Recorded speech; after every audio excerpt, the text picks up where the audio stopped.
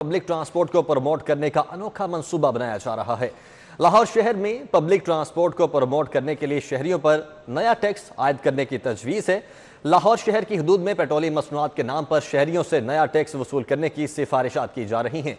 हुकूमत को अरसाल कर दी गई हैं ये सिफारिशात और लाहौर शहर में पेट्रोल 1 से 2 रुपए तक महंगा करके गैसोलीन टैक्स वसूल किया जाएगा।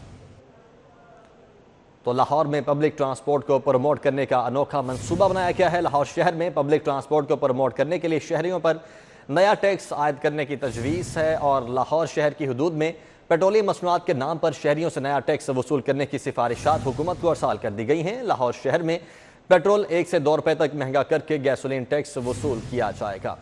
अलीराम इस वक्त हमारे साथ मौजूद हैं। अलीराम, क्या मंतक है इस डिसीजन की? जी बिल्कुल, ये मैस ट्रांसपोर्ट अथॉरिटी की तरफ से एक प्रपोजल हुकूमत पंजाब को अरसाल की गई और इससे पहले भी बारहा मैस ट्रांसपोर्ट अथॉरिटी की तरफ से हुकूमत को कहा गया कि अगर पब्लिक ट्रांसपोर्ट पर हुकूमत पंजाब ने सालाना अपनी सब्सिडी का बोझ कम करना है तो उस पर जो शहर के अंदर पेट्रोल की फ़रोख्त की जा रही है उस पर 1 से 2 रुपए का एक नया टैक्स आयद कर दिया जाए। यानी कि इससे मुराद ये कि 1 से 2 रुपए पेट्रोल शहर के अंदर सिर्फ महंगा होगा और ये न सिर्फ लाहौर बल्कि मुल्तान और रावलपिंडी के लिए ये प्रपोजल मैस ट्रांसपोर्ट अथॉरिटी की तरफ से हुकूमत पंजाब को अरसाल की गई। अब इस पर जब मैस ट्रांसपोर्ट अथॉरिटी के जो GM ऑपरेशन है उज़ैर शाह उनसे मौक़िफ़ लिया गया तो उनका कहना था कि ये एक इंटरनेशनल प्रैक्टिस है कि मुख्तलिफ बैनुल-अक़वामी मुल्कों में ये गैसोलीन टैक्स जो है वो वसूल किया जा रहा है। उसका मकसद सिर्फ ये है कि शहरियों के अंदर पब्लिक ट्रांसपोर्ट है उसको ज़्यादा तरजीह करने की तरफ उनको माइल किया जाए। तो लिहाजा ये प्रपोज़ल उन्होंने पहले भी दी और अब भी एक हफ़्ता पहले डॉक्टर सलमान शाह की सरबराही में जो होने वाली मीटिंग थी उसमें भी कहा गया कि गैसोलीन टैक्स जो है वो शहरियों के ऊपर लगाया जाए ताकि शहरी पब्लिक ट्रांसपोर्ट पर ज़्यादा तरजीह दें। और उसके साथ ही उन्होंने ये भी कहा कि इससे सालाना 1 अरब से 1.5 अरब रुपए की रकम जमा हो सकती है और ये रकम जो है वो सालाना जो सब्सिडी पर हुकूमत पंजाब देती है पब्लिक ट्रांसपोर्ट पर उस पर ख़र्च करके जो हुकूमत पंजाब का बोझ जो है वो कम किया जा सकता है। तो लिहाजा ये अभी उनकी तरफ से प्रपोजल्स हैं जो कि हुकूमत पंजाब को अरसाल कर दी गई, लेकिन जब ये मंजूर होगी तो तब ये इसका अमल दरामद जो है पूरे शहर लाहौर में, मुल्तान में और रावलपिंडी में होगा और इससे आम शहरियों पर बोझ ये बनेगा कि उनके लिए पेट्रोल 1 से 2 रुपए मज़ीद महंगा हो सकता है। ठीक है अलीराम, बहुत शुक्रिया आपका। इससे कबल भी हुकूमत को ये तजवीज़ पेश की जा चुकी है और इस पर अवाम का क्या रद्द-ए-अमल है वो भी आपको सुनवाते हैं। किस बात के पैसे दूं मैं इनको, इस हुकूमत को? ये 1 रुपया अजाफी पेट्रोल का वसूल कर रहे हैं ये ऑरेंज ट्रेन के लिए। अगर ऑरेंज ट्रेन नहीं चलती तो ये इसको बंद कर दें। ये हम जैसे गरीब लोगों से किस तरह इस तरह टैक्स लगा के पैसे वसूल कर रहे हैं। यही पेट्रोल की टैंकी जो 800 रुपये में फुल होती थी 700 रुपये में, आज ये 1200-1300 रुपये में फुल हो रही है। तो घर को खाने के लिए लोगों के पास पैसे नहीं है, राशन के लिए पैसे नहीं है, तो ये लोग टैक्स दे दे के लोग खुदकुशियाँ करने पर मजबूर हो गए हैं, उनके घर नहीं चल रहे। पहले ही 60 रुपये से 113 रुपये पे चला गया पेट्रोल। अब सरासर ज्यादती है। ये रियासत मदीना का नाम लेके इमोशनल ब्लैकमेलिंग करते हैं हमें, ये सरासर गुंडागर्दी है। ऑरेंज ट्रेन या मेट्रो जो चल रही है सब्सिडी तो आवाम के लिए है। अब अगर आवाम से ही निकालते जा रहे हैं सब्सिडी क्या होती है? इससे नालों तो बेहतर है कि मदीना की रियासत बनाने वाले झूठे दावेदार ये तो आवाम नूं इकट्ठियां करन तो जो न्यूक्लियर बंब रखे ना 40 सालों तो बना के जिस मतलब कि ਉਹਦਾ ਟੈਸਟ ਸਾਡੇ ਤੇ कर लैन ताकि मतलब कि ये ना रहणगे ना ये पिटणगे ना ये रोणगे ना तुहानूं बददुआवां देणगे। ये तो गरीब नूं मजीद मारन दी गल है कि कोई चीज़ तो सस्ती। अवाम शदीद गम और गुस्से का इजहार कर रही है जबकि दूसरी जानिब ब्रायलर मुर्गी का गोश्त 11 रुपए फी किलो इजाफे से साल की बुलंद तरीन सतह पर पहुंच गया है। कीमत में मुसलसल इजाफे से मुर्गी का गोश्त 339 रुपए फी किलो हो गया है। मार्केट कमेटी की जानिब से 9 रोज़ में 36 रुपए फी किलो तक इजाफा किया गया। महंगाई से मुर्गी की दुकानों पर खरीदार कम होने से वैरानियां छा गई हैं। सईद अहमद सईद इस वक्त हमारे साथ मौजूद हैं। सईद, कीमतें मुर्गी के गोश्त की मुसलसल बढ़ रही हैं, इस पर अवाम का क्या रद्द-ए-अमल है?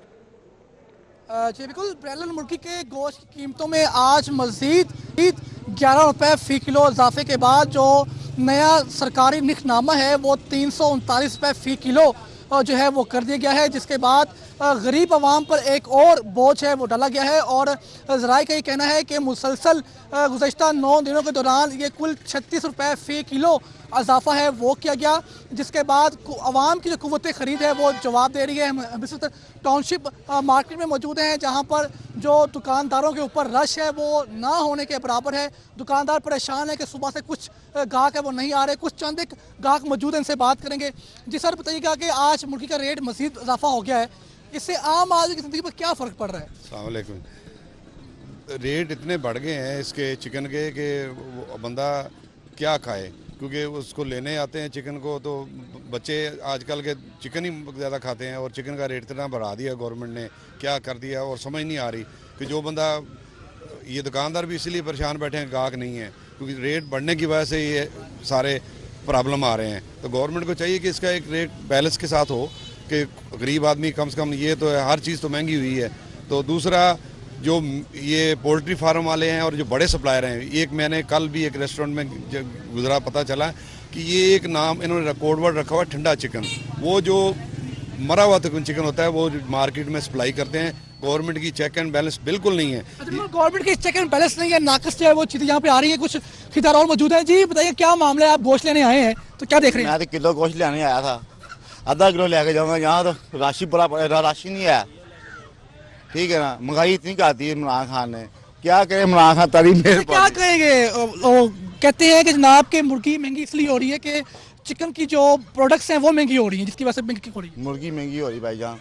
देखो कि क्या रेट हो गया मुर्गी का, 9 दिन में 35 रुपये बता दिए। अच्छा, बिल्कुल 9 दिनों में जो 36 रुपये फी किलो इजाफा किया गया, उसके बाद जो आम मार्केट में इस वक्त जो मुर्गी अवेलेबल है वो 300।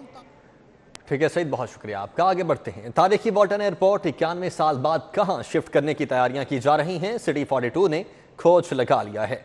नई वॉल्टन एयरपोर्ट की तजवीज़ करदा साइट की तफसीलात हासिल कर ली गई हैं। वॉल्टन एयरपोर्ट को किंग एडवर्ड मेडिकल यूनिवर्सिटी के न्यू कैंपस के साथ मुलाहिका रासी मुंतकिल करने की तैयारियां जारी हैं। वॉल्टन एयरपोर्ट की मुंतकिली के लिए मुरीद के नारोवाल रोड के मौजा दाखला वागा की 568 एकड़ 5 कनाल अराजी की निशानदही कर ली गई है। तारीखी वॉल्टन एयरपोर्ट 91 साल बाद कहां शिफ्ट करने की तैयारियां की जा रही हैं, स्टडी 42 ने खोज लगा लिया है। इसकी मजीद डिटेल्स देंगे राव दिलशाद हुसैन। जी राव दिलशाद।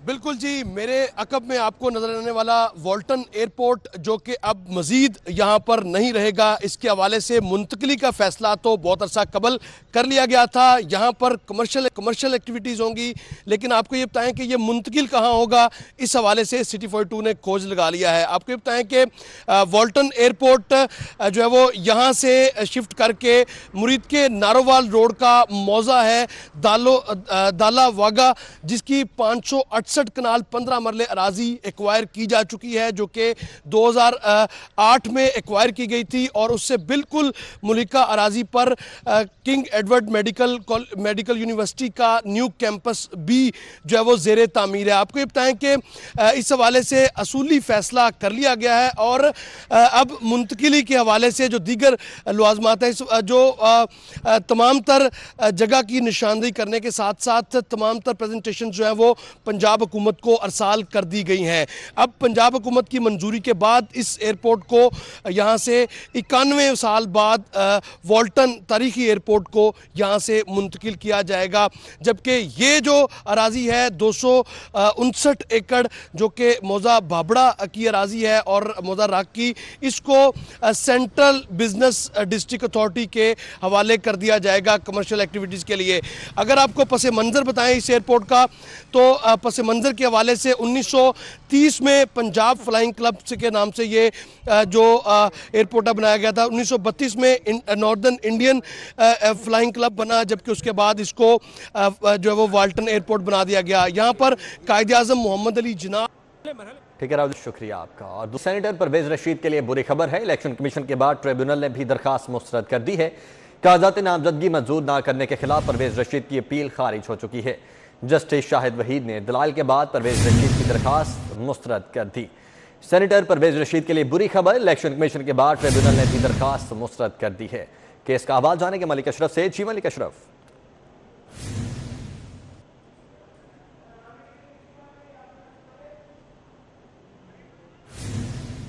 की जानिब से कागजात परवेज रशीद की रिटर्निंग अफसर की जानिब से कागजात नामजदगी मुस्तरद करने के ख़िलाफ़ जो अपील थी वो खारिज कर दी है।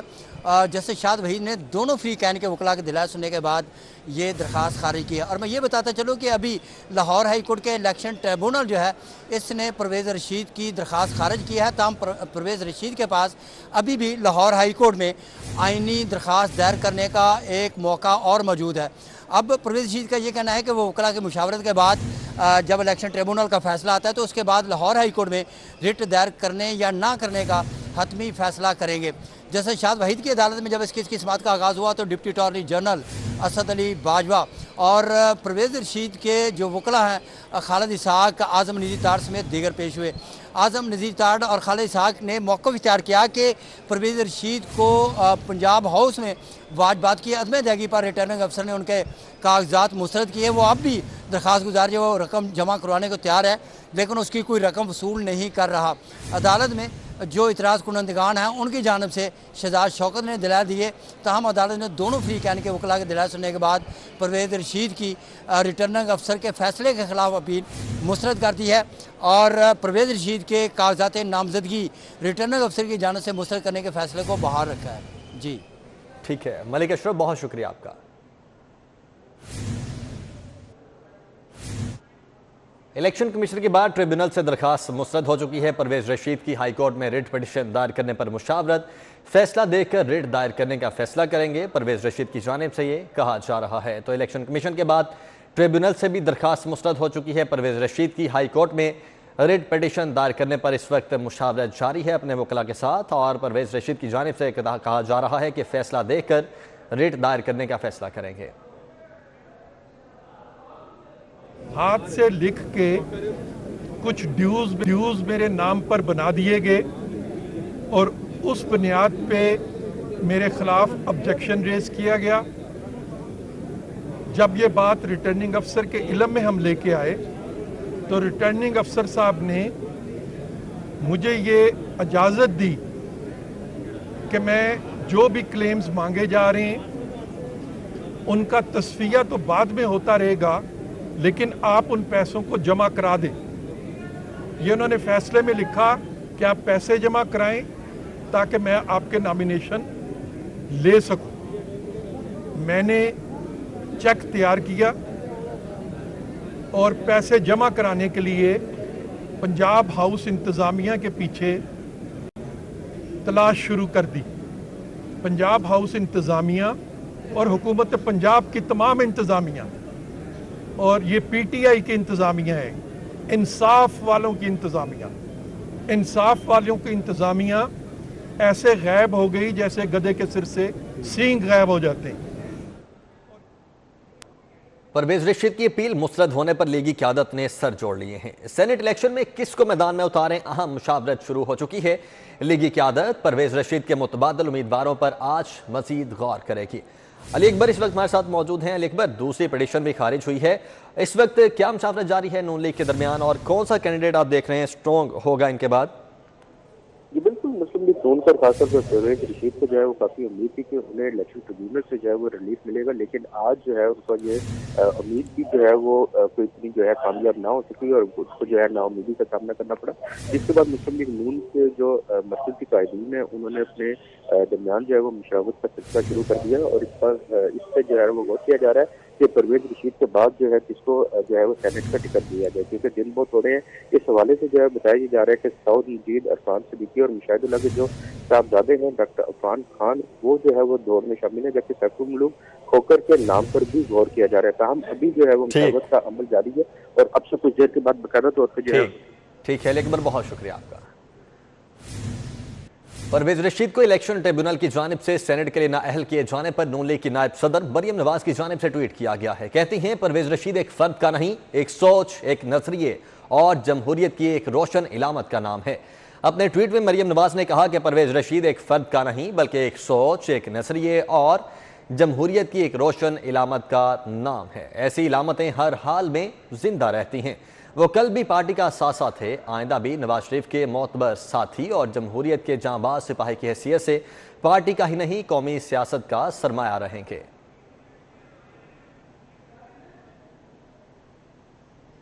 सेनेट के फाइनल राउंड में कौन जाएगा, फैसला हो गया। फाइनल उम्मीदवारों से उनके करीबी अरकान असम्बली के नाम भी मंगवा लिए गए हैं।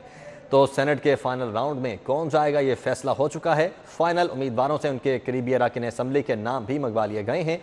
क़ज़ाफ़ी भट्ट इस वक्त हमारे साथ मौजूद हैं। क़ज़ाफ़ी भट्ट, बताइएगा कौन कौन से नाम भिजवाए गए हैं? देखिए, सेनेट के फाइनल राउंड में जाने के लिए पीटीआई ने अपने उम्मीदवार फाइनल कर लिए हैं। जनरल नशिस्तों के ऊपर, 2 नशिस्तों के ऊपर मामला दरपेश था कि कौन फाइनल राउंड के अंदर जाएगा। इजाज अहमद चौधरी, सैफुल्ला नियाजी, उमर सरफराज चीमा या जहीर अब्बास खोखर। अब इन चारों में से 2 के नाम फाइनल कर लिए गए हैं। इजाज अहमद चौधरी और सैफुल्ला नियाजी जो है वो फाइनल राउंड के अंदर जा रहे हैं। उमर सरफराज चीमा और जहीर अब्बास खोखर को ये कह दिया गया है कि वो अपने कागजात वापस ले लें। इस तरह जनरल नशिस्तों के ऊपर पीटीआई के 3 उम्मीदवार इजाज अहमद चौधरी, सैफुल्ला नियाजी और ओन अब्बास जो है वो जाएंगे, जबकि एक चौथी नशिस्त जनरल नशिस्त जो है वो तहरीक इंसाफ ने कामिल अली आगा को दी है। 2 नशिस्तों के ऊपर पहले ही पीटीआई के मामला क्लियर थे। खवातीन की नशिस्त के ऊपर डॉक्टर ज़रका तैमूर, जबकि जो टेक्नोक्रेट की नशिस्त थी उसके ऊपर बैरिस्टर अली जफर पहले ही फाइनल हो चुके थे। सिर्फ 2 उम्मीदवारों का मसला था। बहुत शुक्रिया। सूबाई वज़ीर सेहत डॉक्टर यास्मीन राशिद की बेटे की तैनाती का यह मामला है। वजीर खुद और जवाब कोई और दे। यास्मीन राशिद की अनोखी मंतक, बेटी की तैनाती के मामले पर वजाहत दे चुकी हूँ। मेरी बेटे की तैनाती मेरिट पर की गई है। आपको जवाब चाहिए तो अथॉरिटी से जाकर ले लें। यास्मीन राशिद का अनोखा जवाब। बेटी का इशू था सिर्फ उसके मुतालिक। इसका जवाब दे मैम अगर बता दे तो तफसीली 2 मिनट के लिए। ऑलरेडी मैंने जवाब दे दिया। मैम फिर भी अगर कोई और मौका आप देना चाहती, क्योंकि दफ्तर मांग रहे ज़रूरी है। क्लैरिफिकेशन हो जाएगी असल में। मैं ऑलरेडी इस पे बात हो चुकी है। आप क्यों इस चीज़ को बार बार नहीं, आप क्यों कर रहे हैं? मैम वो मांग रहे बात नहीं कही, और सारी बात यह है कि उसकी बिल्कुल अपॉइंटमेंट मेरिट पे हुई है। क्लियर कर ले, आप जाके वाइस चांसलर साहब नीचे बैठे में उनसे बात करें। आपकी बेटी का इशू था सिर्फ उसके मुतालिक। इसका जवाब दे। मैम अगर बता दे तो तफसीली 2 मिनट के लिए। ऑलरेडी मैंने जवाब दे दिया। मैम फिर भी अगर कोई और मौका आप देना चाहती, क्योंकि दफ्तर मांग रहे ज़रूरी है। क्लैरिफिकेशन हो जाएगी असल में। मैं ऑलरेडी इस पे बात हो चुकी है। आप क्यों इस चीज़ को बार बार नहीं, आप क्यों कर रहे हैं? मैम वो दफ्तर वाले कोई मैंने ऐसी बात नहीं कही, और सारी बात यह है कि उसकी बिल्कुल अपॉइंटमेंट मेरिट पे हुई है। क्लियर कर ले, आप जाके वाइस चांसलर साहब नीचे बैठे में उनसे बात करें। आपकी बेटी का इशू था सिर्फ उसके मुतालिक। न्यूज़ बुलेटिन से फिलहाल इतना ही।